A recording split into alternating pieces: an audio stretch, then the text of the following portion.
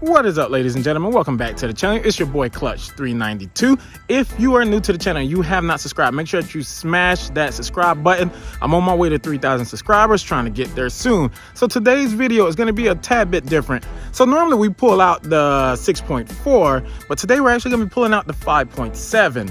This one over here is actually a 6-speed manual automatic A8, because that's the only way that these Chargers come in. And so what we're going to be doing is basically going to be a review of this car to kind of let you know from my perspective if this is the way to go, the 5.7, or should you go straight to the 6.4, or should you skip both of them and go get the Hellcat. That, my friend, is what I'm here to try to help you figure out today. But we can't dive into none of this until we get a cold start from the 5.7. So let's go.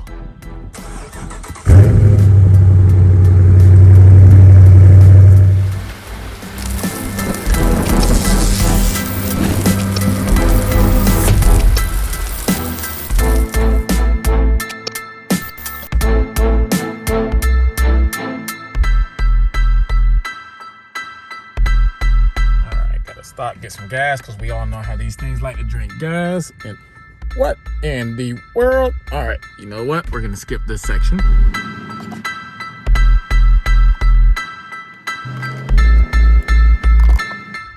All right, fair warning, guys. So for those of you that are real big on paint jobs, and for your Mopars, you keep them in mint condition. I'm talking no bugs, no rock chips. You're ceramic coated. You won't let anybody wash your car except for you. These next 10 seconds or so, you may want to skip it or just close your eyes, because this is going to hurt you to your soul. But don't worry, guys. This is a daily car. This is a work car.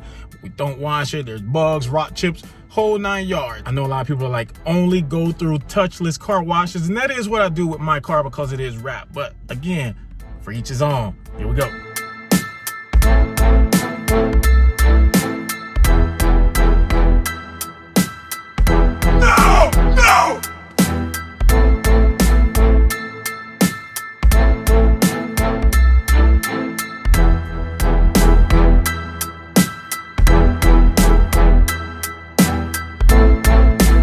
All right, guys, so like I said, this is not going to be a full in-depth review of this car like I do most other video reviews, but we're going to summarize it. So you're probably wondering, all right, Kev, so why decide to do a review on the 5.7 Charger? Well, honestly, to me, this car is one of a kind, because it's the only true four-door sedan muscle car ever produced. I mean, yeah, you got things like the Cadillac CTS-V and so forth, but true muscle car, this is it, guys. I don't care if you got the 5.7, I don't care if you got the 6.2 or the 6.4. These things are absolutely phenomenal.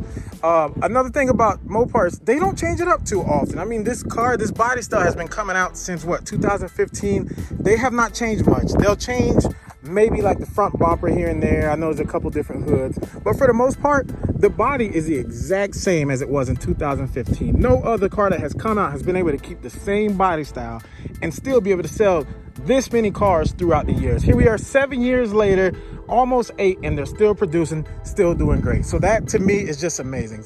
Now, what can this thing do horsepower wise? Well, Dodge claims that this thing puts down 370 horsepower and 395 pound-feet of torque. Guys, that is really, really impressive. Now, are you going to get out there and are you going to outrun these 5.0 Mustangs with the 10-speed? No. Are you going to outrun the 6.4 Scat Packs? No, you're not going to outrun the Camaros, anything like that. But it really does not matter, because we're not all buying these cars simply because we want to get out there and race and win these races. Some of us just like the sound of the V8. Some of us just want to be able to get in it, go to Walmart, cruise around, go on dates, but then still have that muscle car sound. Well, that right there is where this car shines. Now, don't get me wrong. This car still, the 5.7 holds its weight at the racetrack.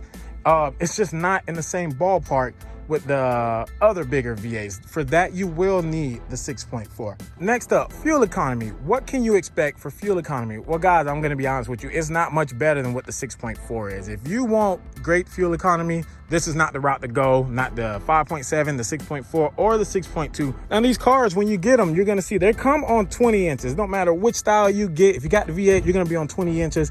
These are 245s all the way around, which are not the best. They're not very wide, which I can show you here. They're pretty narrow, but that's all right, because you only need so much width to put down a certain amount of horsepower. So, I mean, 275s on this would just be, to me, that is the perfect number for this. Once you get up to pushing over 400 horsepower, I would recommend at least 305s. But for this setup, perfect. Now guys, one thing that I do give this car over the Challenger is the space. Guys, it's a usable back seat in a muscle car. The Challenger, the Mustang, the Camaro, all of them. Yeah, do they have a back seat? Yeah. Can you really utilize them?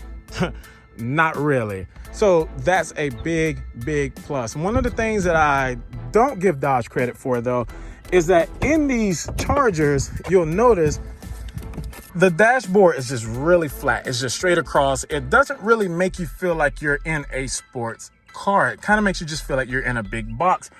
The 8.4 screen is really nice, but then it's really plain down here. I mean, you don't have much going on here. The buttons are just plain and simple, nothing fancy.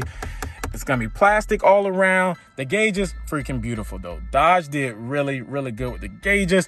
The leather, which isn't really leather, it's some kind of like plush material. And you're gonna get this, guys. I'm not knocking Dodge. I mean, you're gonna get this in most cars. You're not always gonna get leather unless you're in some kind of high-end car. But the material is soft, it's comfortable, yeah, but it is not real leather. As for the doors, they're not horrible. You got the same material here, nice little design here. So overall, I mean, not bad. One thing that I don't like is the steering wheels are basically the same no matter which model you get. If you go up to a $100,000 Dodge Charger, this will say SRT. This will be a flat bottom steering wheel right here. And that's about it. Yeah, can you get like Alcantara on the steering wheel? Yeah, like minor things. But I feel like if you're gonna pay $60,000 more for a car, things should look different. But honestly, it really don't. I think you get like an SRT button here, maybe a couple more buttons here and there, but that is about it. Not much changes. So guys, let's go ahead. Let's get out here. Let's get on this road. I may do some 0 to 60s. I did bring my Draggy along with me. So let's see what this car does. Let's see how it drives. Wow, that startup, man. It does not matter if you're in the 6.4 or the 5.7. These Hemis fire up so nicely. The sound is just incredible. Getting going, one of the first things that you feel in this car is just the presence, how big of a car this is. And I guess that's one of the main factors why the car just feels so smooth. Some of the bumps that you normally feel in a smaller sports car, you don't feel them in this car. So that's definitely a plus. There is actually a Magnum Ride suspension option that you can get. I think it's only in the SRT mode though. So that's just a whole nother ball game. But the car is definitely smooth. Next up, let's talk about visibility out of this thing. I mean, windows are huge. You can see all four corners, you're good. That's something that you don't really have at all in the Camaros. You cannot see all. Mustang, but Camaros, I mean, you just cannot see out of them. Head space, I know you really can't see in here, but plenty of room. Back seats, plenty of room. I'm about 6 feet tall. I can sit in that back seat, no issues. Knees are not touching the driver's seat, so that's a plus. So let's talk about this transmission, because of course that's going to be big coming from a guy that drives a manual. This transmission, the way it shifts. Now you're going to have the paddle shifters right here, as you can see. They're kind of small in this car. In the RTs, I believe they're a little bit smaller than they are in the SRTs and the Hellcats. But I mean, they're still crisp, they're on point. So every time that you shift, I mean, it's instant. So that exhaust. But yes, the transmission, the way it pulls, I mean, I'm telling you, this car is no slouch. So you got a lot of the 6.4 liter guys are looking down on the 5.7s, thinking they're slow. The Mustang guys think that these cars are slow. They are not slow. Now this one is a bone stock exhaust. So I'll do a small pull here. I'm not sure how well you can hear it. I got all windows up, but a bone stock exhaust sounding like this, straight from the car dealership lot. I mean, what else can you want? I mean, the car is full. It sounds good. Sound system's amazing. You can get it with the Harman Kardon edition, but who really needs that? Half the time you're gonna drive with the windows down just so you can listen to that engine roar. Now, one of the biggest pluses that you can get in this car, one of the things I really love about it is that you can floor it, guys. You can legit floor this car. You can put the pedal to the metal and take off like what I just did. You're not gonna get sideways. You're not gonna be wrapped around a telephone pole somewhere. You can actually put give or take 400 horsepower to the ground on 245s and be okay. Now, if you want to cut loose, oh, you can turn traction control off. get sideways all you want, but if you really do just want to have a nice pull, you can floor it. Now, if you're pushing the 485 horses that you get in the 6.4 or the 700 horses that you get in the Hellcats or the 800s from the Red Eye, it gets ridiculous. Guys, they come on 275s unless you get the wide body. You cannot, I repeat, you cannot floor that car from a dig on some 275s, all season tires that these cars come on, and expect to keep traction. You are going to get sideways. I mean, you can control it, but you're going to get sideways. And that's not the case here, guys. In this car, I mean, you can just like right now, I can floor it, kept traction the entire time. All right, so guys, now let's talk about some of the cons, some of the things that I don't like about the Charger.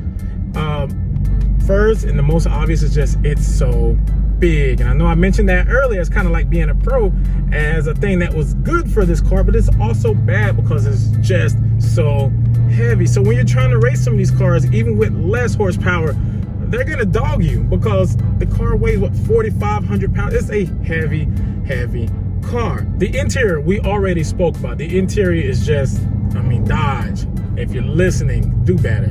You got to do better. You got to give us some better interior. Even in my car, the SRT. Now, I will give it to the Challenger. The Challenger's interior is a little bit better because of the way that it kind of wraps around. The dash wraps around. The middle console kind of wraps around. It gives you more of like that Corvette or the or like a spaceship cockpit kind of feeling. But this is just really plain in the Chargers, and it's not bashing the RT. You can go get a Hellcat and it's the exact same setup. So that is horrible. Next up is going to be the wheel size. Guys, yeah, I mean, they're coming in 20s, but if you go Corvette or even if you get the Chevy Mustang, the Camaro even, if you get a better trim level, your rear tires are going to be every bit of 10, 11 inches wide.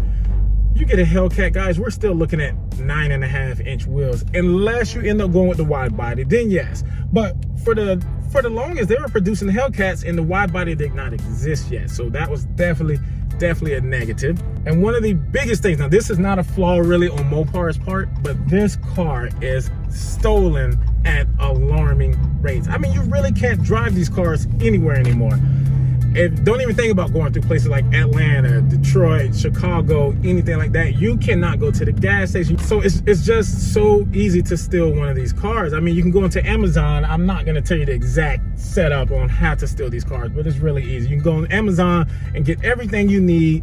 And as you can see online all the time, they simply bust out one window, do the little simple thing that they need to do, which is very simple. But I don't know if YouTube is even going to let me tell y'all how to do it. But you can just drive off in someone's car. You do not need the key. How crazy is that? You can have a $100,000 car taken in 10 seconds while you run inside of a store, all because the security is so low in this car. So that's definitely a con. But besides that, guys, I mean, the car is lovely. So to answer your question, which car should you get? The 5.7, the Scat Pat 6.4, the Hellcat.